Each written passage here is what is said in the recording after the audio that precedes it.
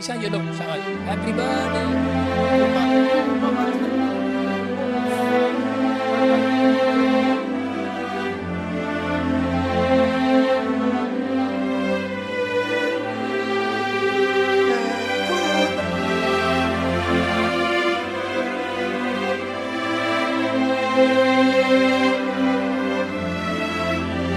दोस्तों, जैसा कि आप सभी जानते ही होंगे कि प्रॉफिट बजिंदर सिंह के पिताजी हाल ही में इस दुनिया को अलविदा कहकर इस धरती से चले गए, यानी कि अब वह मसीह में सो गए हैं। जो कि इंटरनेट सोर्स से मिली जानकारी के अनुसार उनके पिताजी का नाम जगदीश सिंह था और एक समय वह हरियाणा रोडवेज में गवर्नमेंट नौकरी किया करते थे और रिटायर भी हो चुके थे। और दोस्तों, प्रॉफिट बजिंदर सिंह और उनकी फैमिली हरियाणा के यमुनानगर में ही रहा करते थे और हीलिंग सेक्टर 34 नाम के हॉस्पिटल में ज़्यादा उम्र होने के कारण और बिगड़ती सेहत के कारण वह वहां पर पिछले कुछ दिनों से दाखिल थे और जहां ही उन्होंने इस दुनिया को अलविदा कह दिया। लेकिन दोस्तों, ताज्जुब की बात तो ये है कि प्रॉफिट बजिंदर सिंह को अपने पिताजी के फ्यूनरल यानी कि अंतिम संस्कार में शामिल होने की इजाज़त कोर्ट की ओर से नहीं दी गई। हाँ, आपने बिल्कुल सही सुना, कोर्ट ने उन्हें 2 दिन की पैरोल को लेकर डाली गई अर्जी को खारिज कर दिया और पैरोल देने से मना कर दिया। अब आप सोच रहे होंगे कि कोर्ट ने ऐसा क्यों किया, वो भी उस समय जब प्रॉफिट बजिंदर सिंह अपने पिता को आखिरी समय में इस दुनिया से जाते हुए देखना चाहते थे। तो दोस्तों, इसके पीछे का सटीक कारण तो सामने नहीं आया है, लेकिन इसके पीछे का कुछ कारण हो सकते हैं, जिसमें प्रॉफिट बजिंदर सिंह 2018 के एक गंभीर दुष्कर्म केस में दोषी पाए गए और उन्हें उम्र कैद की सज़ा मिली हुई है। इसका मतलब है कि ज़िंदगी का एक बड़ा हिस्सा वह जेल में बिताएंगे।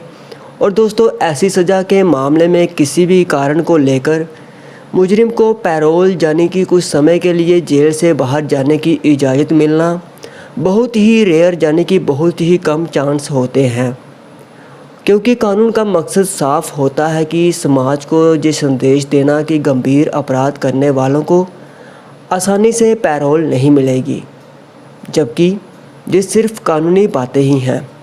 असल में सामाजिक सच्चाई तो हम सभी जानते हैं, लेकिन दोस्तों, एक कड़वी सच्चाई ये भी है कि कुछ मामलों में बड़े दबाव, बड़े प्रेशर या पॉलिटिकल प्रेशर के कारण कई लोगों को पैरोल मिल जाती है। जैसे आपने देखा ही होगा कि बाबा राम रहीम और कई नेता लोग और कई बाबा लोग संगीन अपराधों के आरोपी होने के बावजूद भी पैरोल पर बार बार बाहर आते रहते हैं और उन्हें पॉलिटिकल और सामाजिक सपोर्ट काफ़ी मिलता है। लेकिन यहाँ कोई प्रॉफिट बजिंदर सिंह के मामले में कोई भी राजनीतिक या फिर सामाजिक सपोर्ट नहीं था। शायद इसीलिए कोर्ट के लिए इस पैरोल को मंजूर करना या एक्सेप्ट करना या उन्हें 2 दिन की रिहाई देना आसान नहीं था। सीधे शब्दों में कहें तो कोर्ट ने इन कारणों से पैरोल देने से मना कर दिया होगा, क्योंकि यह मामला बहुत गंभीर था। आरोपी पहले से ही उम्र कैद की सज़ा काट रहा था, कोई बाहरी प्रेशर या पॉलिटिकल समर्थन नहीं था और कोर्ट शायद समाज को सख्त संदेश देना चाहता था। लेकिन दोस्तों, इंसानी नज़रिए से देखें तो यह वाकई एक दुखद खबर है। एक बेटे के लिए जो अपने पिता को आखिरी बार भी नहीं देख पाया, जो एक बेटे की पिता से जुड़ी हुई भावनाओं, प्रेम और लगाव को झंझोर कर रख देता है। और प्रॉफिट बजिंदर सिंह को ऐसे समय में भी 1 या 2 दिन की पैरोल ना मिलने से वह अंदर ही अंदर कैसा महसूस कर रहे होंगे, यह तो वही जानते होंगे। लेकिन दोस्तों, हमारे देश के कानून का नज़रिया अलग होता है। ज़्यादातर अदालतें वही करती हैं जो नियम और कानून कहता है, जिस कारण बहुत बार कानून और इंसानियत के बीच में संघर्ष भी होता रहा है, जिसमें कभी कानून भारी पड़ता है तो कभी कभी भावनाएं। और यह मामला भी शायद उसी टकराव का एक एग्जाम्पल है, जिसमें कोर्ट के द्वारा भावनाओं को दरकिनार करते हुए कानून को आगे रखा गया और पैरोल देने से मना कर दिया गया। दोस्तों, बाइबल में भी लिखा है कि जो बिना पाप के हैं वही पहला पत्थर फेंके, जो कि यूहन्ना 8:7 में है, यानी कि जहाँ प्रभु यीशु के द्वारा कहे गए शब्दों का जिक्र है, जिसे उन्होंने तब कहा था जब सदूकी और फरीसी एक बेश्या को पकड़कर उनके पास लाए थे और उस पर पथराव करने वाले थे। और प्रभु की कही इस बात को सुनकर उन सदूकियों और फरीसियों ने पत्थर को नीचे गिराकर वह वापस चले गए। दोस्तों, इस संसार में कई बार मनुष्य गलतियां या पाप करते हैं, और हाँ, पाप का परिणाम जरूर होता है, देरी से ही सही लेकिन होता है। लेकिन जब कोई पश्चाताप करके सच्चे मन से परमेश्वर से क्षमा और उसकी दया को मांगता है, तो परमेश्वर के अनुग्रह से उसकी नई शुरुआत भी संभव है। इसीलिए यदि कोई प्रभु यीशु मसीह को अपनाए और किसी गलती या पाप के कारण उनसे दूर ना भागे और परमेश्वर के और समीप आए, उनसे दया और क्षमा को मांगे, तो परमेश्वर उस पर दया करके उसे क्षमा करते हैं और उसे नई रोशनी और नई ज़िंदगी भी देते हैं, क्योंकि मसीह ही सच्ची आज़ादी और अनंत जीवन का एकमात्र सोर्स है। इसलिए आज समय है मसीह की कलीसिया को परमेश्वर के दूसरे आगमन के लिए तैयार होने की, प्रार्थना में बढ़ने की, और साथ ही प्रॉफेट बलजिंदर सिंह और उनके परिवार के लिए प्रार्थना करने की कि परमेश्वर उन्हें ऐसे समय में शांति और हिम्मत दें, उन्हें सांत्वना दें, उन्हें संभालें और विश्राम दें। बाकी दोस्तों, आपको क्या लगता है कि कोर्ट का ये फैसला सही है या नहीं, और क्या कानूनी दायरे के अंडर है? यह भी आप हमें कमेंट सेक्शन में ज़रूर बताएं। परमेश्वर आप सभी को आशीष दे। अपने माँ बाप का अपमान करते हैं।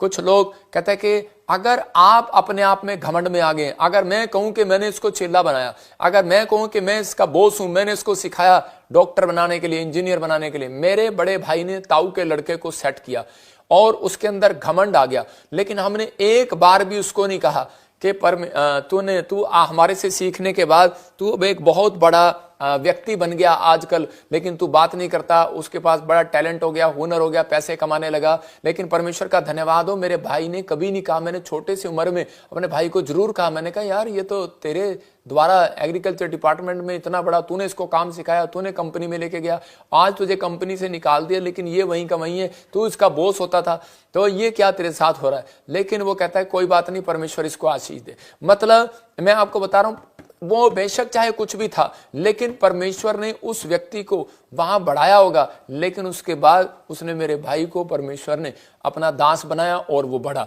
मैं कह रहा हूं कि जब आप चुप रहते हैं तब परमेश्वर आपके जीवन में काम करता है। कई बार ये घमंड का आत्मा, कई बार जलन का आत्मा, हम लोग जलते हैं, कह रहे कि जब किसी के घर पे कार आ जाती है तो उसी समय कह रहे कि जब कार आ जाती है तो हम किसी की मिठाई खाते हैं तो किस तरीके से खाते हैं, इस तरीके से खाते हैं कि बस अंदर जानी बड़ी मुश्किल होती है, ऊपर ऊपर से खा रहे होते हैं कि इसके घर में कार आ गई, इसका बच्चा नौकरी लग गया, कि जलन होती है।